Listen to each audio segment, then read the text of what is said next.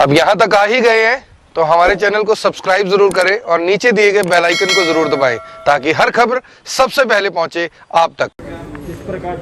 नमस्कार, मैं हूं महक शर्मा और इस वक्त आप लाइव तस्वीरें देख रहे हैं हरियाणा के करनाल से। और इस वक्त हम मौजूद हैं करनाल के डीसी ऑफिस के बाहर, जहां पर मैं आपको बताना चाहती हूं कि नरसी विलेज जो कि एक पोर्श इलाका है, आप देख सकते हैं ये लोग जो वहां पर रहते हैं किस तरीके से पिछले कई दिनों से परेशान है। पिछले कई दिन पहले भी ये जो करनाल के डीसी हैं निशांत कुमार यादव, उनके विरोध में प्रोटेस्ट करते हुए नजर आए थे। और आज सुबह की मैं बात आपको बताना चाहती हूँ कि सुबह भी एक शांतिपूर्ण तरीके से, एक अलग तरीके से हवन यज्ञ करके प्रोटेस्ट करते हुए नजर आ रहे थे। आज ये करनाल के डीसी दफ्तर क्यों पहुंचे, इनसे एक बार जानकारी लेना चाहेंगे कि आज ये सभी के सभी लोग जो नरसी विलेज के इकट्ठा होकर यहाँ पर क्यों पहुंचे और जो इनके सड़क का जो मैटर है, जो सड़क निर्माण को लेकर जो इनका मैटर है वो क्या कुछ है। क्या नाम है आपका?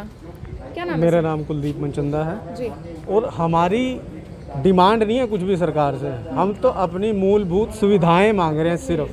सड़क सिर्फ सरकार का दायित्व है बनाना, और एक ताज़ा पानी जो सही तरीके से आए वो मांग रहे हैं। सीवरेज जो आप अगर वहाँ पे देखेंगे, हमारे यहाँ पे कई जगह पे सीवरेज बैक मार रहा है, तो इनमें से कोई भी व्यवस्था सही नहीं है। व्यवस्थाएं हमें खुद पर्सनली ठीक करानी पड़ रही हैं, जबकि ये सरकार की रिस्पॉन्सिबिलिटी बनती है। हमने सरकार को चुना, 80% तक वहाँ पे कार्य पूर्ण हो चुके हैं, बाकी के 20% कार्य हैं, उसके लिए हम सिर्फ डिमांड नहीं कर रहे हैं, हम ये बोल रहे हैं हमारी सुविधाएं हमें दी जाएं बस। प्रधानमंत्री जी सभी तरह के टैक्स हम भरते हैं, म्यूनिसिपल जो टैक्स है वो भी दिए जा रहे हैं, हर तरह के टैक्स दिए जा रहे हैं, सीवरेज का टैक्स दे रहे हैं, प्रॉपर्टी टैक्स दे रहे हैं, जो भी सरकार डिमांड करती है, बिजली के बिल दे रहे हैं, सब बिल दे रहे हैं। आप तो ईमानदारी से अपने सारे टैक्सेस भरे हैं, लेकिन आपको रिटर्न में कुछ नहीं मिल रहा है इस वक्त। रिटर्न भी नहीं मांग रहे, हम सिर्फ अपनी सुविधाएं मांग रहे नरसी विलेज हैं। की बात की जाए तो एक पोर्श इलाका है। ये पोर्श जो आप बोल रहे हो वो पोर्श था नहीं, वहाँ पे हम जैसे लोगों ने जा जाके मेहनत करके अपने मेहनत के पैसों से ईंटें पत्थर जोड़ के अपने मकान बनाए। अब वो इलाका पोर्श बन गया है, थोड़ी कीमतें बढ़ गई हैं, जैसे समय अनुसार बढ़ जाती हैं। अब कंपनी के दिमाग में क्या चीज़ है वो हमें नहीं पता, लेकिन हमें उससे कुछ लेना देना भी नहीं है। आज की मुख्य मांग क्या है आपकी? हम अपनी मांग इसलिए लेके आए हैं, हमारी सड़कें, पानी और सीवरेज, बस जो मूलभूत सुविधाएं, और तो कुछ हम मांग ही नहीं रहे सरकार से। तो मैम डीसी दफ्तर पहुंचे, मेमोरेंडम लेकर पहुंचे?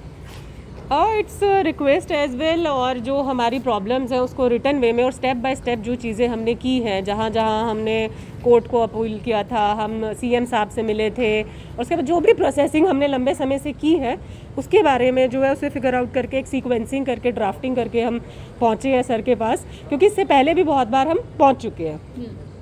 तो this is the fight against the injustice. क्या नाम है आपका? My name is Shreya Manchanda. कुछ दिन पहले आप डीसी साहब के विरोध में भी प्रोटेस्ट करे थे, क्या उसका कारण था? कारण यही था कि हमारी जो 80% सड़कें बन चुकी हैं, जिसके टेंडर पास हो चुके हैं, जो 20% रह चुका है काम, हम बस उसी की डिमांड कर रहे हैं। We all are busy and educated people, इतना टाइम नहीं है कि हम वहाँ पे बैठें, लेकिन जब इंसान एक परेशान हो जाता है, एक फेयर डिसीजन चाहता है, और किससे डिमांड करेगा, हम किसकी तरफ देखेंगे? लोकतंत्र में वो मेन रोड है 200 मीटर। हाँ जी, वो बिल्कुल मेन रोड है, जहाँ हमारी एक एंट्री गेट है वहाँ से वो कनेक्टेड है, और जहाँ पे सामने जो है, जहाँ पे क्रॉसिंग रहती है मेन ट्रैफिक का, वह हैवी ट्रैफिक जो आता जाता रहता है। उसके बाद एक्सीडेंटल केसेस वहाँ पे सबसे ज़्यादा हो चुके हैं, वो भी हमने डीसी साहब को आके दिखाई थी फोटो के। एक मेडिकल की बच्ची जो है 12th क्लास की थी और वो गिर गई, उसके बाद स्ट्रेस लेने से उसे मना किया गया। इतनी बड़ी बड़ी ट्रेजेडीज़ हो रही हैं, तो उसके बाद भी जो है प्रशासन जो हमें नहीं समझ आ रहा है कि किस लिए हमारी बात नहीं सुन रही है।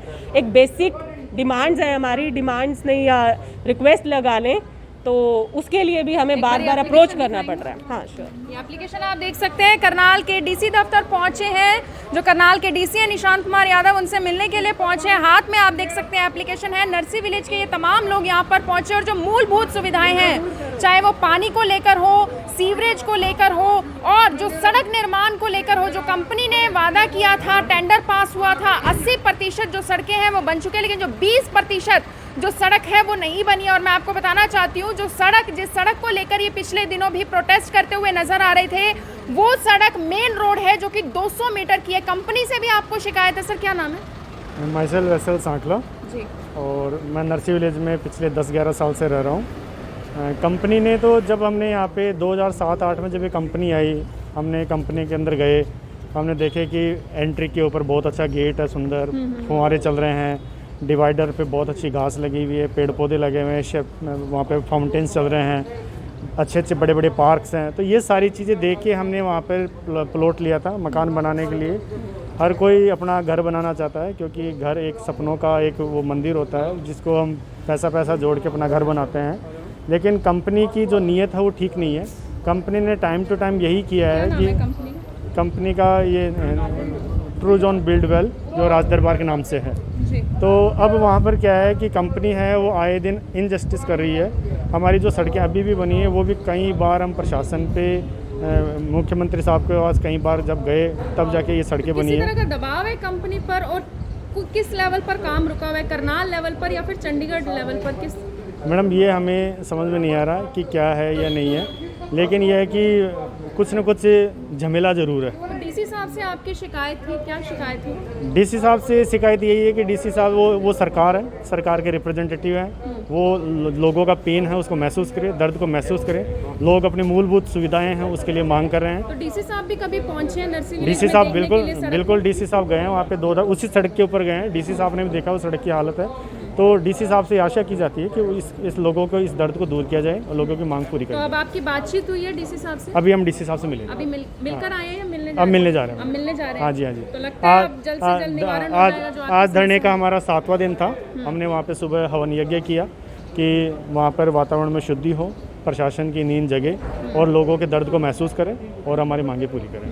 तो प्रशासन की आंखें और कान खोलने के लिए आज एक तरीके से अलग तरीके से प्रोटेस्ट करते हुए जो नरसी विलेज के लोग हैं वो नजर आए, सोसाइटी के जो लोग हैं वो नजर आए, क्योंकि कहना यही है कि प्रशासन की जब तक आंखें नहीं खुलेंगी, कान नहीं खुलेंगे, तब तक काम आगे नहीं किया जाएगा। करनाल के डीसी दफ्तर पहुंचे हैं। करनाल के डीसी ऑफिस के बाहर इस वक्त ये जो तमाम नरसी विलेज के लोग हैं यहाँ पर आप देख सकते हैं खड़े हुए हैं, एप्लीकेशन के साथ खड़े हुए हैं, क्योंकि कहना यह है कि जब इन्होंने सोसाइटी में प्लॉट लिए थे, जब इन्होंने सोसाइटी में एंटर किया था, देखा था, जब इन्होंने प्लॉट खरीदने थे, तब वहाँ पर इनको ऐसी ऐसी चीज़ें दिखाई गई थी कि कहीं फाउंटेन है, अच्छी खासी सड़कें हैं, अच्छे खासे यहाँ पर घर बन सकते हैं और काफ़ी पोर्च इलाका वहाँ पर है अभी।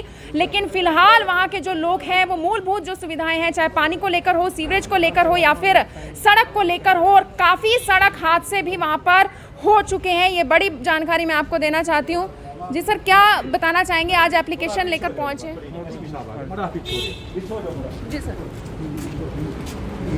क्या सवाल था मैम आपका बीच में? एप्लीकेशन लेकर आज पहुंचे करनाल की जो डीसी, उनसे बातचीत करेंगे अभी। जी जी जी, जो हमारी ये एप्लीकेशन, जो हमारी डिमांड, जो हमारे पेंडिंग वर्क्स हैं जी, उनके रिगार्डिंग हम पहले भी कई बार अपनी ये एप्लीकेशन दे चुके हैं प्रशासन को, और आज भी उसी के दोबारे हम प्रशासन को जगाने, चेताने, हिलाने और अपनी रिक्वेस्ट करने आए हैं कि भी ये हमारे जो 20% काम है और जिनका बजट भी है, और जो देखो कोई भी टेंडर लगता है उससे पहले वो एक बजट बनता है, और वो बजट के बावजूद, वो टेंडर लगने के बावजूद वो काम भी शुरू हो जाता है, वर्क ऑर्डर भी आ गया, काम भी शुरू हो गया, और उसके बीच में अचानक रोक दिया जाता है।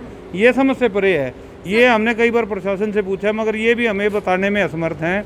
उस सड़क का एक्सीएम साहब ने, एससी साहब ने कई बार दौरा कर चुके हैं और हमारे को हमेशा ये आश्वासन दे के गए हैं कि भी ये जल्द से जल्द कल ही शुरू करवा रहे हैं, हम दोबारा कल ही शुरू करो, मगर वो आज तक कल ही नहीं आई कभी मैडम। तो अभी आप पिछले दिनों भी प्रोटेस्ट पर बैठे हुए थे, प्रोटेस्ट करे थे, तब भी डीसी साहब वहाँ पर पहुंचे इन दिनों भी? नहीं, डीसी साहब तो कोई नहीं पहुंचा जी, कोई इवन कोई प्रशासन का आदमी भी नहीं पहुंचा। ये भी एक बड़े दुख की बात है कि भाई इतने बड़े करनाल सीएम सिटी होने के बावजूद और हम अपनी समस्याओं को लेके बैठे हैं, कोरोना काल के अंदर बैठे हुए हैं, जबकि कोरोना में तो हम 2-2 महीने अपने घरों से भी नहीं निकले, मगर इस सड़कों के लिए हम सारे इकट्ठे होके उस महामारी से लड़ते हुए वहाँ बैठे हैं, मगर हमारी कोई सुध लेने भी नहीं आया। जिस तरीके से अब सोसाइटी की जो छवि निकल कर सामने आ रही है कि मूलभूत सुविधाएं भी लोगों को नहीं मिल रही, आपको लगता है आने वाले समय में वहाँ पर कोई और भी व्यक्ति प्लॉट वगैरह खरीदेगा या घर बनाने की सोचेगा? मैडम, उसमें प्रशासन ने बिल्डर की बड़ी हेल्प करता है। आज भी जो हम आज से पिछले 7 दिन पहले जिस दिन हम धरने पे बैठे थे, उस दिन भी प्रशासन से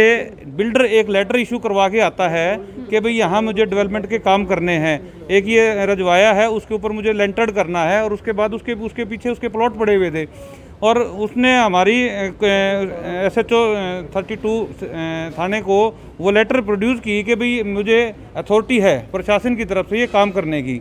जब हमने उसको निगम में जाके चेक करवाया, वो 1 करोड़ 10 लाख रुपए का अमाउंट उसके जो लेटर है उसमें वो भर के दिखाता है कि भी मैंने ये पैसे जमा कराए हैं और उसके अगेंस्ट मुझे ये अथॉरिटी मिली है काम करने।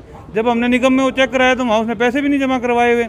हर बार हाँ सरकार को चूना लगाता है और वहाँ के लोगों को, हमारे जैसों को फंसाता है कि भी ये प्लॉट है, ये ले लो, ये ले लो, यहाँ मैं सब कुछ दूंगा। कंपनी की बड़ी कमी देखने को मिल रही है, बहुत भारी कमी है। कंपनी की क्यों है? मैं तो इवन प्रशासन गुमराह भी करने की कोशिश की जा रही है कंपनी द्वारा लोगों को। बिल्कुल मैडम, वो तो गुमराह करते ही हैं। वो तो ऑफिस बना के आज भी बैठे हुए हैं, ऑफिस बनाते हैं। अब वहाँ लोग जो प्लाट लेने आता है वो हमारे से थोड़ा मिलता है। वो तो वहाँ ऑफिस में जाता है, लोगों की कोठियाँ देख के लोग अट्रैक्ट होते हैं कि भाई इतनी सुंदर कॉलोनी है, यहाँ सब कुछ है।